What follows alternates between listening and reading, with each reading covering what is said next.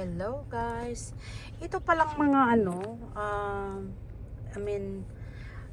sa Pilipinas pala, pag nagpapalit ka ng 20 mga barya na ganyan, $10, $5, meron guys bawas, mas mababa.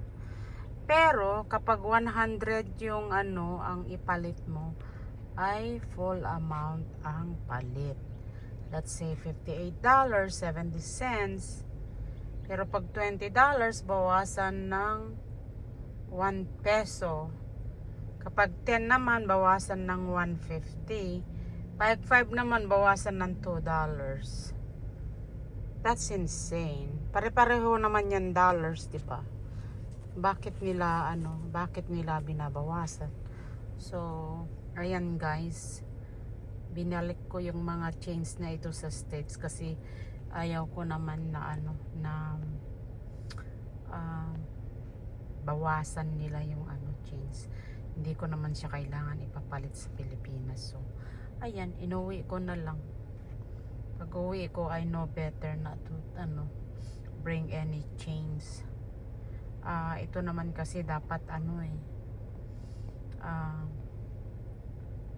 pamimigay sa mga pinsan, kaso hindi naman pwedeng bigyan mo yung isa yung hindi wala, sa dami ba naman nila. Kaya ayan guys, pang lang sana yan, pang lagay ba sa wallet, ganyan, $20 para naman masabing may dollar, diba? Kaya ayan, inuwi ko sila. 20, 10, and 5. Ayan. So, ayan guys. Yan lang masasabi ko. Sa Pilipinas, ang money changer ay ganyan ang pagpalit. Pag barya, pag 20, may bawas piso. Pag 10 naman, 150. Pag 5, 2 pesos. Ay. Kaloka, di ba? So, yan guys, ang pera ng Amerika.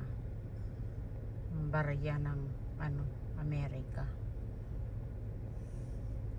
Wala lang 50. Wala ding $100. So, ayan guys. Kung sinong ayan,